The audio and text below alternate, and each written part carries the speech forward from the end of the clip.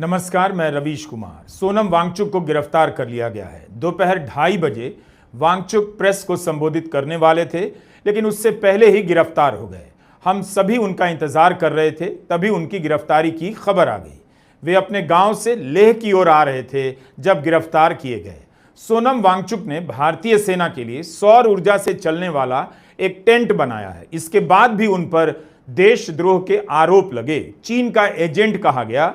उनकी गिरफ्तारी तभी से तय लगने लगी थी। जो व्यक्ति भारत की सेना के लिए लद्दाख की ठंड में सौर ऊर्जा से चलने वाले टेंट का आविष्कार करेगा, उसके आविष्कार से लाखों रुपए की बचत होगी और पर्यावरण की रक्षा हुई है, क्या वह देशद्रोही हो सकता है? वांगचुक के नाम पर कई पेटेंट हैं। उन्होंने आइस स्तूप बनाकर पानी के संकट का बड़ा समाधान खोजा। इसके तहत सर्दी के दिनों में बर्फ के रूप में पानी को जमा करने की टेक्नोलॉजी बनाई, जो गर्मी के दिनों में पिघलकर किसानों के पास जाता है। जिस व्यक्ति का जीवन इन सब में लगा हो, क्या वह देशद्रोही हो सकता है? तो इस बार की सर्दियों में हमने ये देखा कि जो हमारे सैनिक हजारों में तैनात है गालवान की वादी में, वहाँ बहुत कड़ाके की ठंड पड़ती है और उन्हें बहुत तकलीफ़ें हो रही हैं। तो हमने इस यूनिवर्सिटी में एक प्रोजेक्ट पे काम करना शुरू किया और प्रोजेक्ट था एक ऐसा तंबू, पैसिव सोलर हीटेड टेंट बनाने का, जिसमें कि हमारे सैनिक आराम से रह सकें और गर्मी सूरज से हो और न तेल का खर्चा न धुआं हो। 24 सितंबर से पहले और उसके बाद भी वांगचुक ने बार बार हिंसा की निंदा की और कहा कि इससे आंदोलन कमजोर हुआ है। उन्होंने लद्दाख की युवा पीढ़ी से कई बार अपील की कि उनका रास्ता शांति का है, हिंसा का नहीं। वे भी हिंसा के रास्ते पर ना चलें। मैं पूछ रहा था कि बीजेपी का जो ऑफिस जलाया गया है, उस पे आपकी क्या प्रतिक्रिया हो? किसी भी हिंसा पे, किसी भी आगजनी या तोड़फोड़ पे मैं खुश नहीं हूं, मैं उसकी निंदा करता हूं। ये तरीका नहीं था, हमारा तरीका शांतिपूर्ण था, उसको और धैर्य से हमें आगे बढ़ाना था। अरविंद केजरीवाल ने वांगचुक की गिरफ्तारी की निंदा की है और ट्वीट किया है कि रावण का भी अंत हुआ था, कंस का भी हुआ था, हिटलर और मुसोलिनी का भी अंत हुआ था और आज लोग उन सभी से नफरत करते हैं। आज हमारे देश में तानाशाही चरम पर है। तानाशाही और अहंकार करने वालों का अंत बहुत बुरा होता है। जो व्यक्ति लगातार शांति की बात कर रहा था, अहिंसक तरीके से आंदोलन और अनशन करता रहा, उसे ही हिंसा के आरोप में गिरफ्तार कर लिया गया। लेह की हिंसा के बाद अपने संबोधन में वांगचुक ने कहा था कि उनका अनशन शांति से चल रहा था, धीरे धीरे लोग जुड़ रहे थे, लेकिन 24 तारीख को अचानक बड़ी संख्या में लोग आ गए और उनका आक्रोश नियंत्रण से बाहर चला गया। ये जो युवा पीढ़ी है, इन सब से बहुत अंदर ही अंदर आग बबूले हो रहे थे और किसी को ऐसा अनुमान नहीं था कि आज के जैसा कुछ होगा। अचानक से हजारों में निकल के आए और इस तरह का एक नज़ारा बना। ये सिर्फ कुछ ही युवाओं का या ऐसा नहीं था, इसमें बच्चियां, स्कूल की लड़कियां, कॉलेज की लड़कियां, मंक्स जो भिक्षु हैं, वो भी आके बाहर भिड़ने लगे पुलिस से। तो ये एक तरह का बड़ा सी था। गृह मंत्रालय के प्रेस नोट में सोनम वांगचुक के भड़काऊ भाषणों को हिंसा का कारण बताया गया है। यह भी लिखा है कि सोनम वांगचुक ने स्थिति को नियंत्रित करने के लिए कोई गंभीर प्रयास किए बिना एम्बुलेंस से अपने गांव चले गए। यह गृह मंत्रालय का कहना है कि गांव चले गए, हिंसा नहीं रोकी, इसलिए उनकी भूमिका संदिग्ध है और वांगचुक गिरफ्तार हो गए। वांगचुक का कहना है कि सरकार मुद्दों से ध्यान भटकाने के लिए उन्हें बलि का बकरा बनाना चाहती थी। वे गिरफ्तारी से नहीं डरते हैं और अपने गांव में ही हैं। अब उनकी गिरफ्तारी हो चुकी है। लद्दाख और उनके बारे में जानने वालों ने कभी नहीं सोचा होगा कि सोनम वांगचुक को भी गिरफ्तार किया जा सकता है। जो अनशन पे बैठे थे उनमें हमारे बहुत ही वरिष्ठ नेता भी थे, थुप्स्तन सेवांग जी जैसे। वो बाहर गए भी रोकने के लिए युवाओं को, मगर डर था कि उन्हीं पे अटैक ना हो जाए, उन्हें वापस आना पड़ा। इतने बेकाबू हो गए थे युवा, जैसा कहते हैं ना जेनजी का जो फ्रेंजी, वो आज लद्दाख में दिखने लगे। उनको किसी के नहीं सुनाई दे रहा था, किसी की वो नहीं सुनना चाहते थे। वो बस जान की परवाह नहीं कर रहे थे। गोलियां चल रहे थे, वो गोलियों के बीच अपना तोड़ फोड़ किए जा रहे थे। मगर मैं समझता हूं उनकी बढ़ास को, जो 5 साल का था, मगर ये तरीका नहीं था। इस जो तरीका अपनाया उसकी मैं निंदा करता हूं। सोनम वांगचुक की गिरफ्तारी के साथ साथ यह भी खबर आ रही है कि लेह में इंटरनेट सेवा बंद कर दी गई है, मोबाइल नेटवर्क ठप हैं और ब्रॉडबैंड की रफ्तार धीमी कर दी गई है।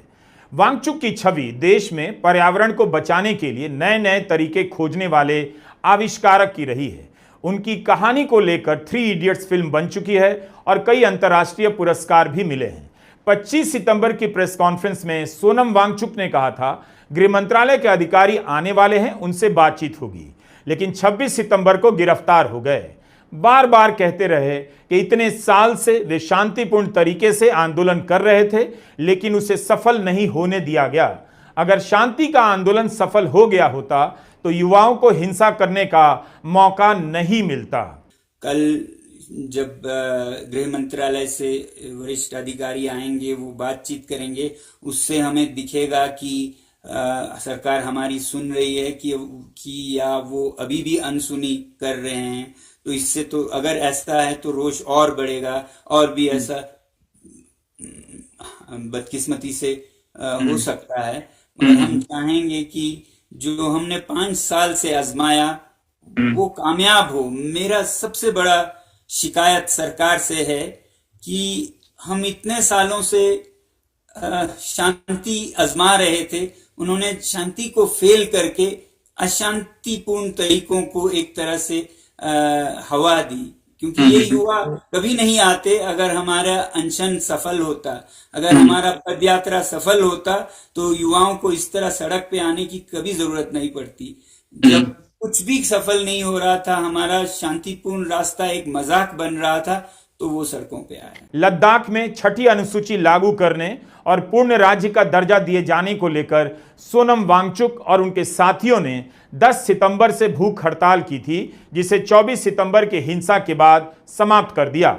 इस हिंसा में बीजेपी के दफ्तर को जला दिया गया और हिंसा के दौरान पुलिस की फायरिंग में 4 युवाओं की मौत हो गई।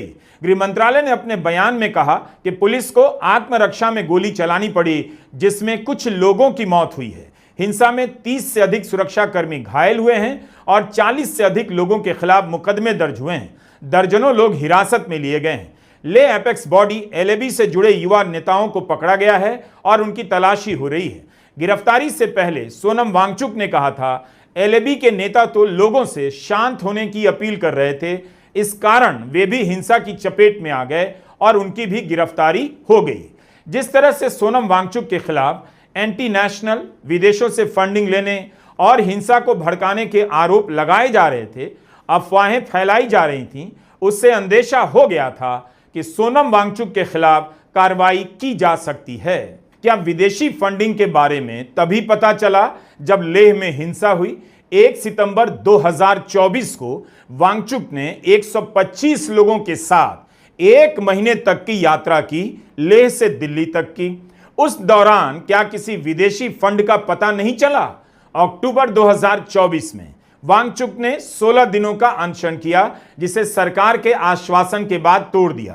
क्या उस समय सरकार ने विदेशी फंड की जांच नहीं की? मार्च 2024 में सोनम वांगचुक ने पूर्ण राज्य और 6ठी अनुसूची लागू करने की मांग को लेकर भूख हड़ताल की। 0 डिग्री से भी नीचे के तापमान में 21 दिनों तक भूख हड़ताल की। तब क्यों नहीं विदेशी फंड का पता चला और गृह मंत्रालय ने उनके NGO का FCRA लाइसेंस रद्द किया? अचानक से 24 सितंबर के बाद से ही सब कुछ क्यों पता चल रहा है कि विदेशी फंड का हाथ है और सोनम वांगचुक के खिलाफ सोशल मीडिया में अभियान चलने लग जाता है? मणिपुर में 2 साल से हिंसा जारी है, क्या वहां भी विदेशी फंड का हाथ है? अगर है तो सरकार को बताना चाहिए कि क्या कार्रवाई हुई और कितने विदेशी फंड मिल गए। प्रधानमंत्री नरेंद्र मोदी के मणिपुर दौरे के बाद ही वहां असम राइफल्स के 2 जवानों को घात लगाकर मार दिया गया। कई जवान घायल भी हुए हैं। क्या उसमें विदेशी फंड का हाथ था? एक तरफ विदेशी फंड का भूत खड़ा किया जा रहा है और दूसरी तरफ झूठ का सहारा लिया जा रहा है। कि कांग्रेस का पार्षद बीजेपी दफ्तर के बाहर हिंसा भड़काने के लिए लोगों को उकसा रहा था। संबित पात्रा की प्रेस कॉन्फ्रेंस का जो वीडियो बीजेपी के ट्विटर हैंडल और यूट्यूब चैनल पर है, उसमें अब उनकी प्रेस कॉन्फ्रेंस का वह हिस्सा नहीं जिसमें वे कांग्रेस के पार्षद की तस्वीर लहराकर दिखाते हैं। लेकिन आप समाचार एजेंसी ANI के ट्विटर हैंडल और तमाम न्यूज चैनलों पर संबित पात्रा का यह बयान चलता हुआ देख सकते हैं, सुन सकते हैं, जिसमें वे हाथ में तस्वीर लेकर कांग्रेस के पार्षद पर आरोप लगा रहे हैं। वीडियो में संबित पात्रा कहते हैं कि इसके कई फोटो सामने आए हैं। हम संबित पात्रा का वह वीडियो नहीं दिखा सकते क्योंकि अब यह हिस्सा हमें बीजेपी के हैंडल पर नहीं मिल रहा है। सोनम वांगचुक का कहना है कि घटना स्थल पर इनके चेहरे से मिलते जुलते व्यक्ति की तस्वीर को पहले अमित मालवीय ने वायरल किया और उस तस्वीर को संबित पात्रा ने प्रेस कॉन्फ्रेंस में दिखाई।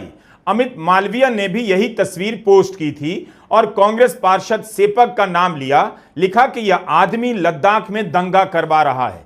इसमें देखा जा सकता है कि बीजेपी दफ्तर को टारगेट करने वाली भीड़ को यह व्यक्ति उकसा रहा है।